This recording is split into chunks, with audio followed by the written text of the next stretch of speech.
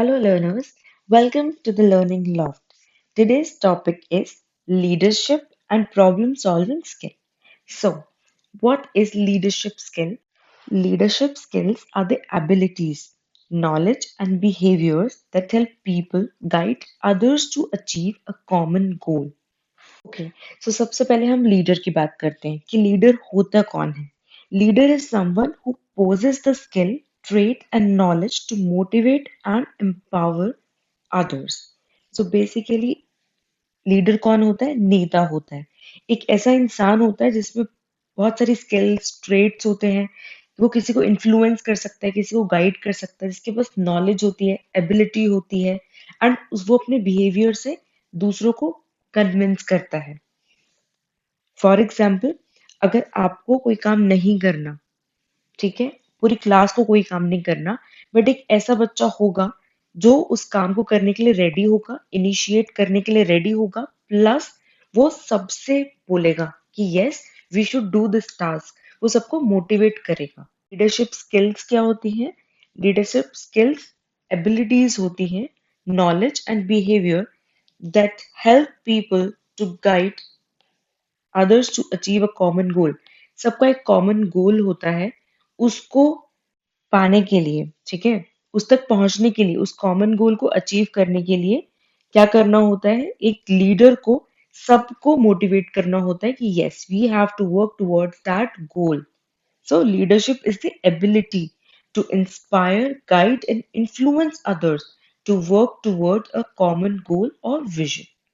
Leadership skills are the strength and abilities individual demonstrate जो individual के पास होती है दैट्स ऑल राइट अगर आपको ये वर्ड्स नहीं याद हो रहे आप ये वाली डेफिनेशन कर सकते हैं एंड इससे पहले जो मैंने आपको बताई है डेफिनेशन आप वो भी कर सकते हैं ये एक एसेंशियल कंपोनेंट है लीडरशिप स्किल क्या है एसेंशियल कंपोनेंट होता है जिससे थॉटफुल डिसीजंस लिए जाते हैं अब जो जो मैं अंडरलाइन कर रही हूँ ये वर्ड्स बहुत इंपॉर्टेंट है जो आपको एग्जाम में लिखने हैं और जो वैल्यूएबल लीडरशिप स्किल्स होती हैं जो लीडरशिप स्किल्स होती हैं बेसिकली वो इंस्पायर करती हैं और कम्युनिकेट अच्छे से कम्युनिकेट कर पाए उसे हम लीडर कहेंगे जो अच्छे से कम्युनिकेट कर पाता है अगर फॉर एग्जाम्पल अगर मुझे लीडर बनना है बट अगर मुझे बातचीत करनी नहीं आती मैं किसी की बात को समझ नहीं पा रही मैं अपनी बात रख नहीं पा रही so how can I be a good leader है ना सो अगर आपको एक लीडर बनना है तो आपकी कम्युनिकेशन स्किल्स बहुत अच्छी होनी चाहिए आप ऑनेस्ट होने चाहिए आपके अंदर कॉन्फिडेंस होना चाहिए कमिटमेंट अगर आप कोई काम आज बोल रहे हैं कि यस आज मैं ये काम करूंगा तो आपको आज ही करना है and creativity top 15 leadership skills कौन कौन सी होती हैं ओपन कम्युनिकेशन कम्युनिकेशन बिल्कुल ओपन होना चाहिए अगर आप एक ऑर्गेनाइजेशन में वर्क कर रहे हैं या आप इवन एक कॉलेज में हैं स्कूल में हैं आप जिस भी जगह से बिलोंग करते हैं आप जिस भी प्लेस से बिलोंग करते हैं दैट्स ऑल राइट बट एक ओपन कम्युनिकेशन होना चाहिए आप अपनी बात अच्छे से रख पाए अपने कलीग्स के साथ अपने फ्रेंड्स के साथ और वो सेम रेसिप्रोकेट कर पाए एक अच्छा लीडर तभी बन सकता है जब एक ओपन लाइन कम्युनिकेशन होगी हम ऑलरेडी कम्युनिकेशन का चैप्टर कर चुके हैं barriers process and everything please उसको जाके अच्छे से करो सेकंड एम्पैथी सिंपैथी और एम्पैथी में डिफरेंस है सिंपैथी इज कि आपको बुरा लग रहा है किसी के लिए एम्पैथी इज आप किसी और के शूज में जाके फील कर पा रहे हो कि उसको कैसा लग रहा है अगर मैं उसकी जगह पे होता अगर मेरे साथ वही सेम सिचुएशन होती तो मुझे कैसा लगता उनके पर्सपेक्टिव को समझ पाते हो एक जो बहुत अच्छा लीडर होता है वो सबके पर्सपेक्टिव को अच्छे से समझ पाता है वो सिर्फ अपनी ही नहीं चलाता वो सिर्फ अपनी ही नहीं बताता कि मैं ये सोच रहा हूँ वो सबकी सोच जो होगा वो सबकी पर्सपेक्टिव सबके नजरिए से देखेगा चीजों को अब द लीडरशिप स्किल है यू हैव स्ट्रैटेजिक थिंकिंग आपके पास हर चीज के लिए स्ट्रैटेजी है अगर आप कोई डिसीजन लेते हो तो उसके पीछे कोई लॉजिक होगा कोई स्ट्रैटेजी होगी नेक्स्ट इज क्रिएटिविटी आप बहुत क्रिएटिव होगे आप दूसरों से अलग सोचोगे आप आउट ऑफ द बॉक्स सोचोगे ब्रेनस्टॉर्मिंग न्यू आइडियाज मीन्स नए नए आइडियाज आएंगे आपको पॉजिटिविटी आप हमेशा पॉजिटिव रहोगे चीजों को लेके जब चीजें नेगेटिव भी जा रही होंगी उसमें भी आप कुछ ना कुछ पॉजिटिव ही देखोगे एंड क्यों देखना है positive because you are the one who are aspiring you are the one who are who is motivating others, right?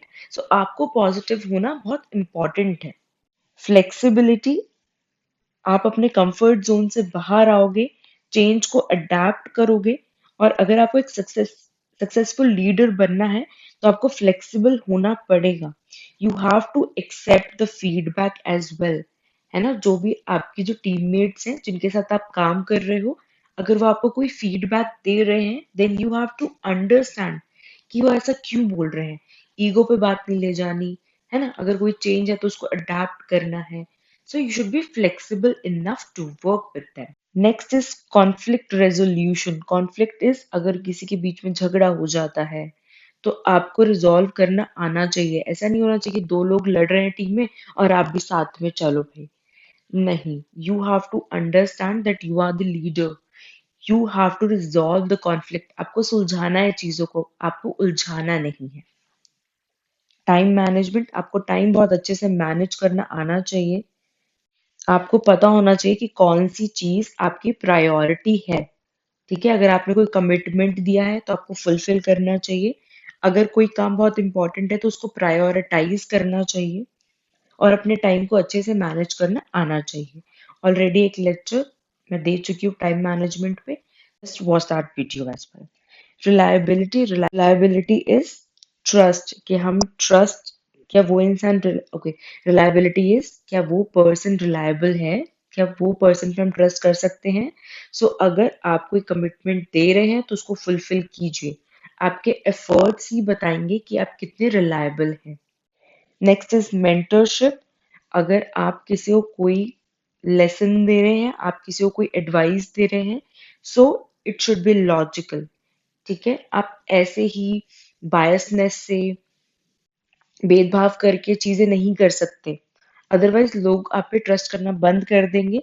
आपका जो मेंटरशिप है उसकी कोई वैल्यू नहीं रह जाएगी। मेंटरशिप इज जब आप टीच करते हैं किसी को to bring out the best in their employees और बेस्ट इन योर टीममेट्स। जब आप किसी को सिखा रहे हैं, पढ़ा रहे हैं और उनके लिए अच्छा करना चाहते हैं, दिस इज मेंटरशिप। जैसे अभी मैं आपके लिए अच्छा करना चाहती हूँ कि आपके एग्जाम्स में अच्छे मार्क्स आ जाए, सो दिस इज मेंटरशिप।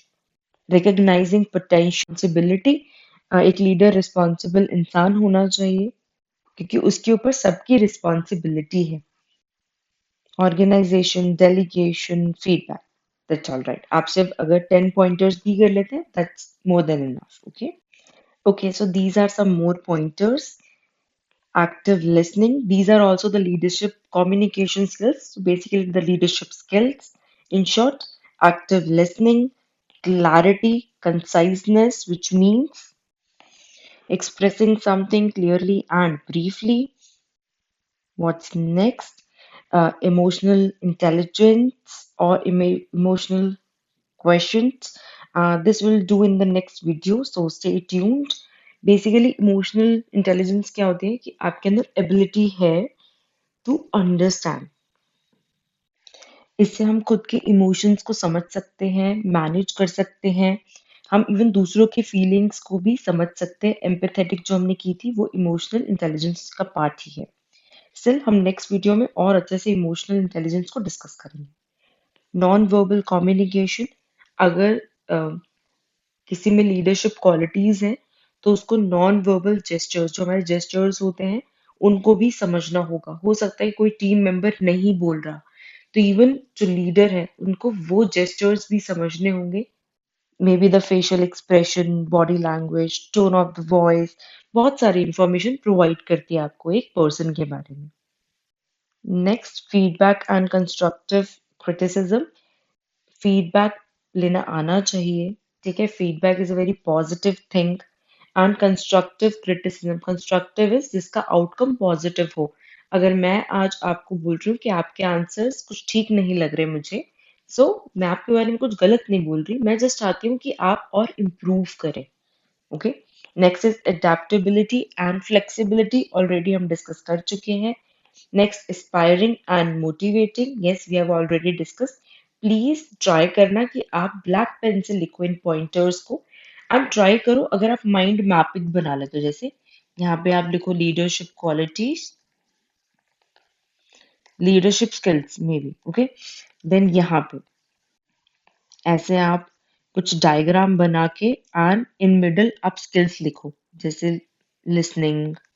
ठीक है, यहाँ पे कोई दूसरी स्किल स्किल स्किल, तो यहाँ पे आप स्किल्स लिखो। ये बहुत ही ऑफ कोर्स बहुत टाइनी सा एक डायग्राम बनाया है, बट इससे क्या होगा, एक पूरा पेज भर जाएगा एक तो। ठीक है, सेकंड, थोड़ा सा फन लगेगा, आपके एग्जामिनेशन जो चेकर होगा उसके लिए होगा कि यस, यू हैव आइडिया, है ना, आपके पास आइडिया है, आप बहुत प्रेजेंटेबल हो। सो थोड़ा ध्यान से। Next is transparency and honesty. आप और ट्रांसपेरेंट रहो, कोई बायसनेस नहीं, कोई कुछ नहीं, कुछ हाइड एंड सीक नहीं खेलना है यहाँ पे। You have to be transparent, आपको ओपन रहना है।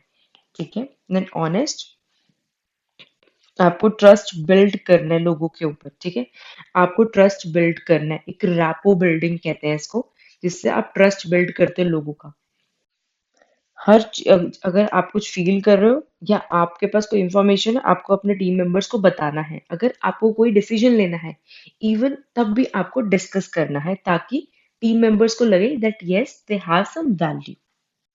कुछ इंपॉर्टेंट पॉइंटर्स है लीडरशिप स्किल्स या कम्युनिकेशन के लिए। आपको अपनी ऑडियंस का पता होना चाहिए, आपको अपने टीम मेंबर्स का पता होना चाहिए, आपको हमेशा प्रेजेंट रहना है उनके साथ, उनसे क्वेश्चंस करने हैं, उनको एनकरेज करना है, रेगुलर अपडेट्स के लिए कंसिस्टेंट रहना है, रोज बात करनी है, इनकरेज ओपन कम्युनिकेशन। अगेन ये सब रिपीटेड है, सो दैट्स ऑल राइट। अगर आप इसको लीव करना चाहते हैं, that's all right, but mind mapping and कुछ डायग्राम्स के थ्रू आप प्लीज इस पेपर को करना। व्हाट इज प्रॉब्लम सॉल्विंग, कि आप कैसे प्रॉब्लम को सॉल्व करते हो, आप कैसे, कौन सी स्किल्स, कौन से स्ट्रैटेजीज, आप कौन सी स्ट्रैटेजीज से, किस एटीट्यूड से, कौन सी स्ट्रैटेजीज से प्रॉब्लम को सॉल्व करते हो, सॉर्ट आउट करते हो। So problem solving helps you determine the source of a problem and find an effective solution। जो ये स्किल होती है प्रॉब्लम सॉल्विंग स्किल, ये आपको हेल्प करती है। अब प्रॉब्लम सॉल्विंग की कुछ स्किल्स होती हैं कि आपको एनालाइज करना आना चाहिए प्रॉब्लम को। सबसे पहले अगर आप प्रॉब्लम को ही नहीं समझ रहे, तो आप सॉल्यूशन कैसे प्रोवाइड करोगे। ठीक है, इसका फर्स्ट स्टेप है कि आपको प्रॉब्लम को आइडेंटिफाई करना है। सेकंड स्टेप है इफेक्टिव सॉल्यूशन, एक सॉल्यूशन देना है जो बहुत इफेक्टिव हो, जो बिल्कुल करेक्ट हो इस सिचुएशन में। ठीक है, प्रॉब्लम सॉल्विंग एक एसेंशियल स्किल है across the aspects of life. आपके लाइफ में हर जगह प्रॉब्लम सॉल्विंग स्किल आना चाहिए, specially education, work and personal development के लिए। आपको आइडेंटिफाई करना आना चाहिए इश्यूज को, एनालाइज करना चाहिए आपको उनके डिफरेंट सॉल्यूशंस को। ऑफ कोर्स एक प्रॉब्लम के बहुत सारे सॉल्यूशन हो सकते हैं। Then selecting the most effective course of action. ठीक है, सबसे पहले identify the issue, analyse the solution. ठीक है, एनालाइज द सॉल्यूशन, उसके बाद कोर्स ऑफ एक्शन कि आप। Okay, again first is identifying the problem, analysing the problem, generating possible solution, evaluating and comparing solutions, choosing the best solution। ठीक है, these are the steps। last but not the least, course of action और implementing the solution। आपको ये pointers आने चाहिए, याद कर लो इन pointers को, क्वेश्चन विल डेफिनेटली कम। अभी हम इंपॉर्टेंट क्वेश्चंस की भी बात करेंगे। अच्छा, एक और पॉइंट लास्ट में आता है, रिव्यूइंग एंड रिफ्लेक्टिंग। जो भी आपने सॉल्यूशन इम्प्लीमेंट किया है, क्या उससे प्रॉब्लम सॉल्व हुई है, this is the last step कि आप रिव्यू करो। है ना, जैसे हम कोई भी प्रोडक्ट मंगाते हैं अमेजोन से और वॉट एवर, हम उसको रिव्यू करते हैं कि यस, ये तो प्रोडक्ट बहुत अच्छा था, I am so satisfied with the product.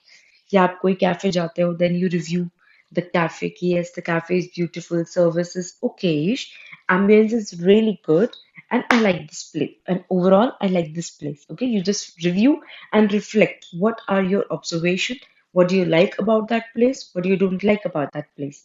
Okay, so जब आपने प्रॉब्लम को सॉल्यूशन तो दे दिया, अब देखो तो सही वो प्रॉब्लम उस सॉल्यूशन से रिजॉल्व हुई भी है या नहीं, या आपको दूसरा कोई सॉल्यूशन देखना है। ये क्वेश्चन भी आने के कुछ चांसेस हैं। इफेक्टिव प्रॉब्लम सॉल्विंग कैसे हो सकता है, आप अच्छी तरह से प्रॉब्लम को सॉल्व कैसे कर सकते हो। सबसे पहले स्टे काम, ओके, फोकस रहना है, स्ट्रक्चर्ड अप्रोच यूज करनी है आपको कुछ, ठीक है, आपको रूट कॉज तक जाना है, ठीक है, प्रॉब्लम की जड़ तक जाना है और वहां से उसको रिजॉल्व करना है। थिंक क्रिएटिवली, आपको क्रिएटिवली थिंक करना है, आउट ऑफ द बॉक्स आपकी थिंकिंग होनी चाहिए।